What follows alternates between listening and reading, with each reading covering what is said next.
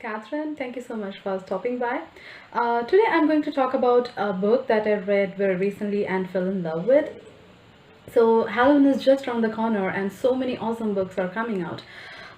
This book is also one such book filled with monsters and witches and so much of magic.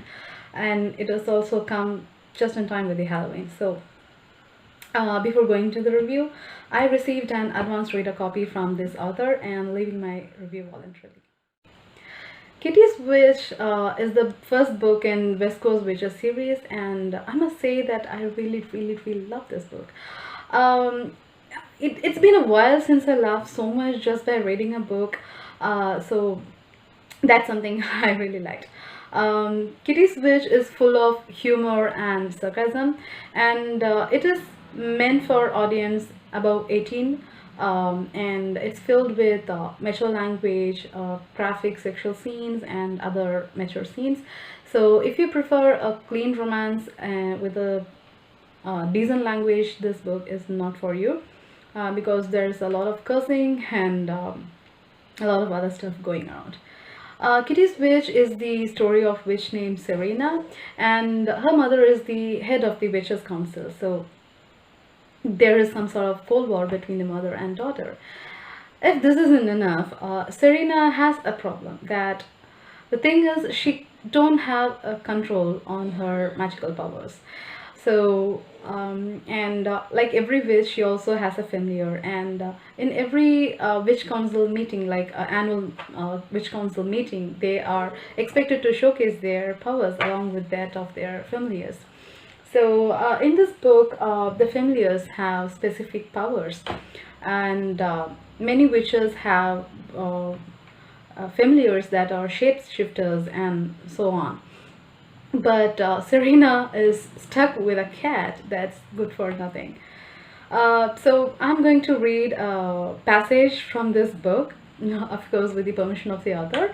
So this will give you an overview of how this story goes around, right? So the chapter 1 in Serena's point of view. Fucking cat. Why he couldn't just do what every other familiar did was beyond me. Not my cat, no. Stupid thing had obviously been put in my path to really fuck with my life. 5 years I'd had him, and for 5 years he'd taken it upon himself to push me to the very end of the last remaining tether to my sanity. It started simply. A few shoes, slightly moist, damped in the toe area as if he'd spent a few hours drooling into my favorite heels. Suspicious marks in the pretty straps that seemed to magically resemble itty-bitty kitty teeth. That was an understatement. He'd always had oddly large teeth for a house cat. He'd quickly moved on to bigger and better things, tearing neat little slices in my skirts as if he'd dug his claws in and rappelled down the length like it was a curtain, snags into my sheer blouses that turned them from classy to trashy, and paw-shaped prints on my cream leather trousers that looked as if he had run through tar before wiping it off in permanent stains. That was okay though. I could have coped with all that, but now he had upped his game to gold medal level, and at this very moment it was a case of deciding which river to drown him in. Not that I could actually do that. My mother would cast me in the same damn river. Can't hurt our familiar, Serena.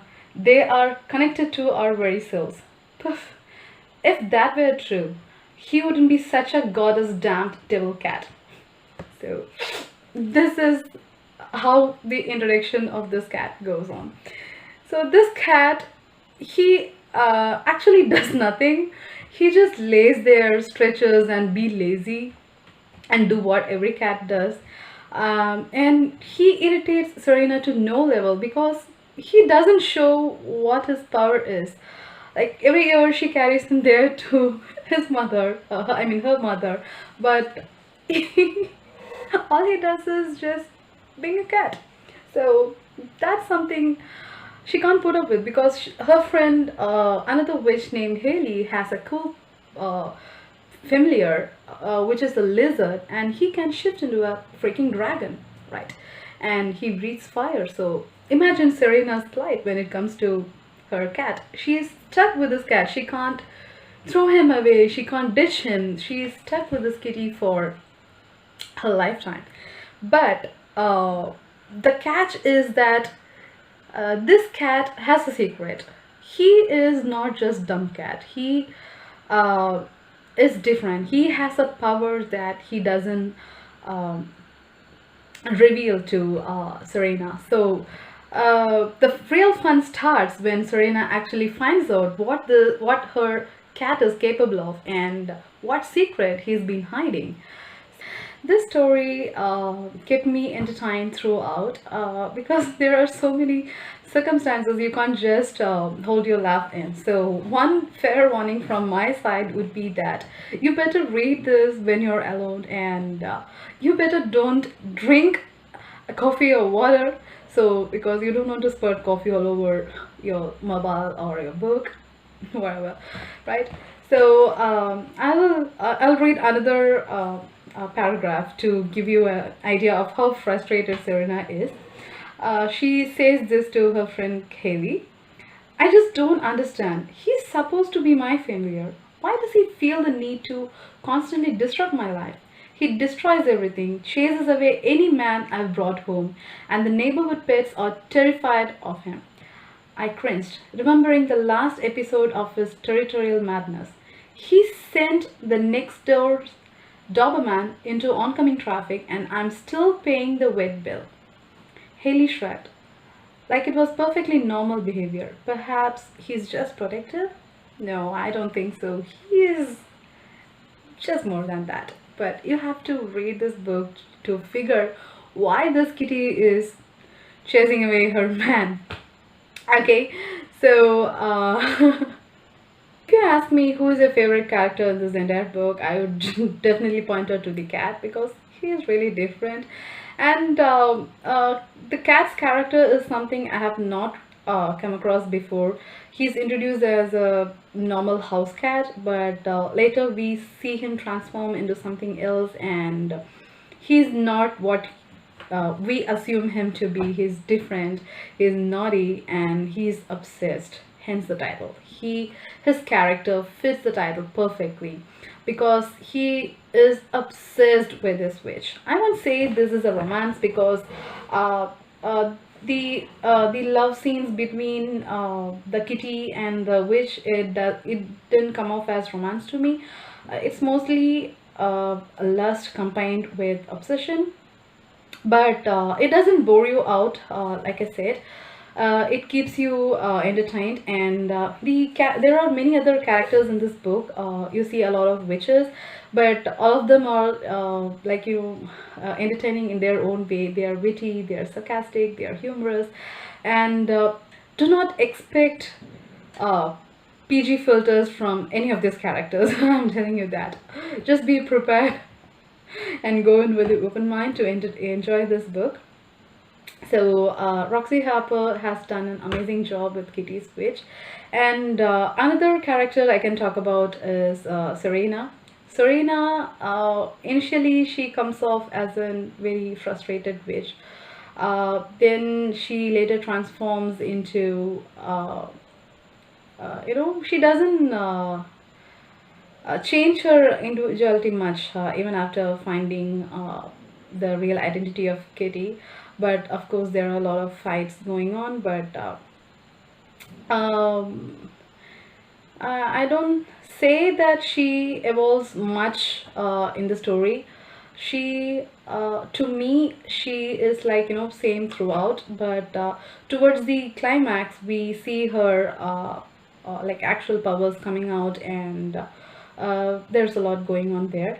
But another character I would say that evolved throughout is Haley, who comes as Serena's friend, because like I said, this is the book one, and the second book is about Haley and her dragon.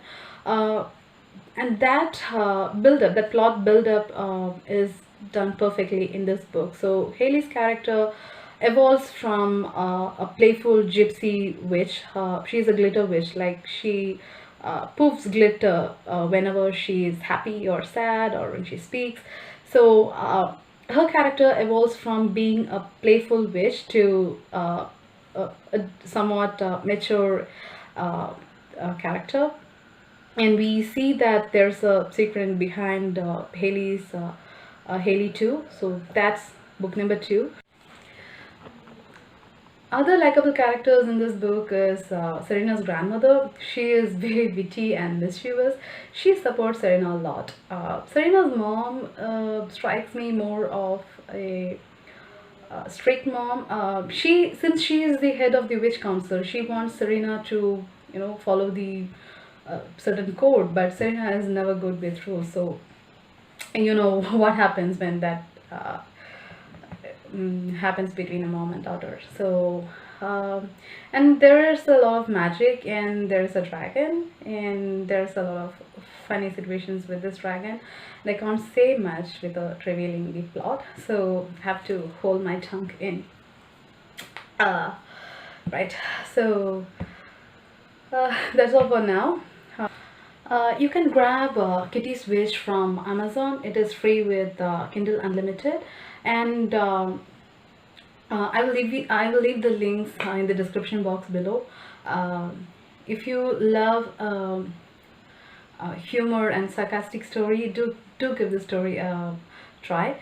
And other books that I'm reading this season are Slay All Day by Cynthia Eden and Beneath the Blood Moon by Melissa S. Weiss. So once I finish reading, I'll be back with my thoughts on that books too. See you later then. Bye bye.